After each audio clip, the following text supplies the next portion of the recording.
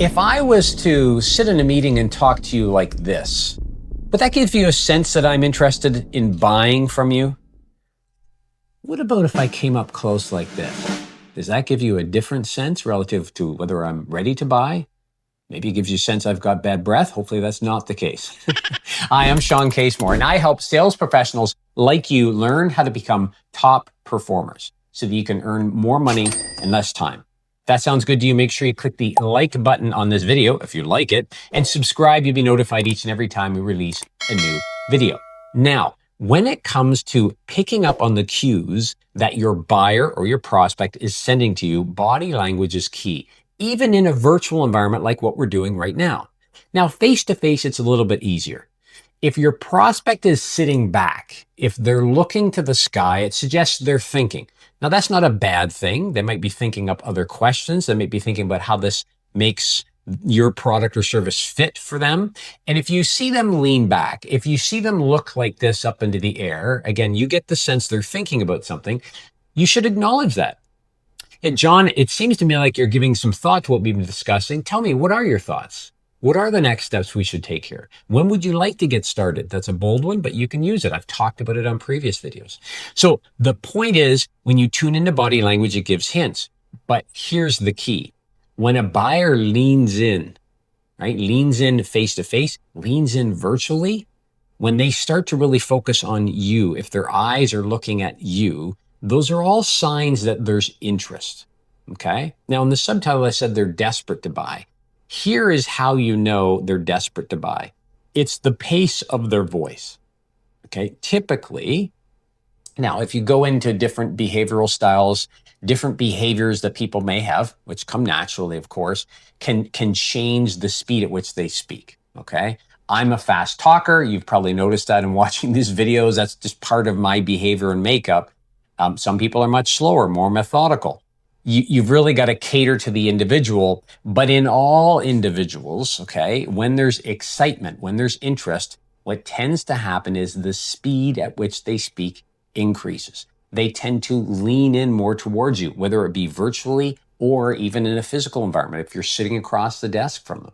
Okay. So really pay close attention to what you can see from a body language standpoint. Again, virtually, you don't get as much. You just get the head, but look to the eyes. Are the eyes looking at you? Or are they looking away? Or are they looking down? Right. Look to the facial expressions. Are they smiling? Right. Smiling gives a sense of interest. It's an emotional cue. Okay.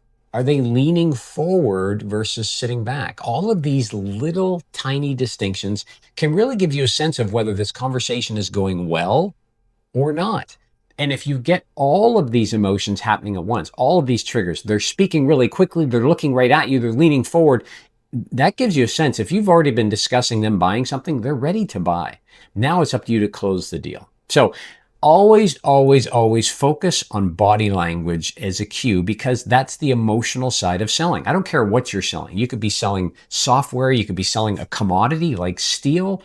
People still buy from people. Now, if you're selling to an automated robot, you could argue that that's not the rule, but we're not quite there yet. So for most of you, you're still selling to people. Now, you might be selling through email. You might be selling through social media messaging. You might be selling through virtual meetings like this, or you might be meeting with them in person. But you can still get a sense when you see them of what their body language is, and the body language can tell you a lot. Now, let me throw one little tip in for you.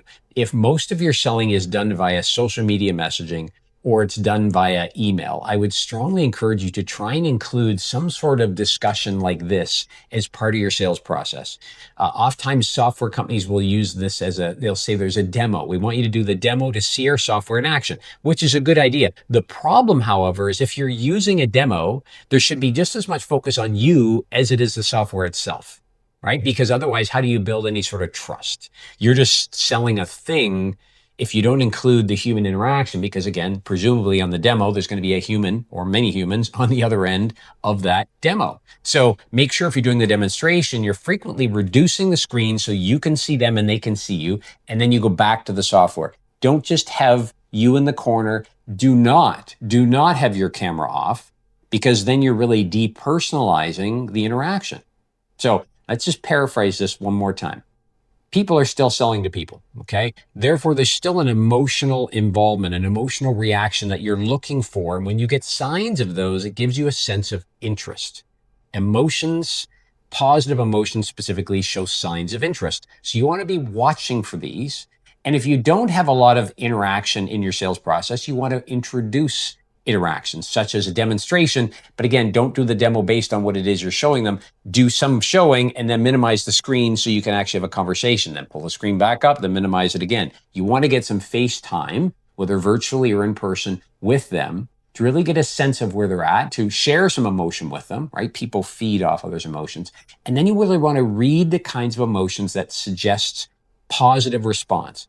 Those emotions include eye contact, smiling, speeding up of their voice, leaning forward. These are all positive signs. So the next time you have a sales conversation, and it's a serious one, look for those signs. And when you see them, when you get a sense, I think this person's interested, I see the emotional cues that there's something there, then use your assumptive close or go for the close if you've already given out a quarter proposal and get this thing done. Let's close that and move on. But watch for the emotional cues. Okay? So hope you've enjoyed this. Another one of my videos on how to really become a top performer in sales. If you have any suggestions on tips, strategies, methods you've used that have helped you really tune into your prospect, make sure you comment below, and you can check this video out next relative to continuing to improve your sales performance. So looking forward to seeing you next time. And until then, let's get out there and go sell something. We'll talk to you soon. Take care.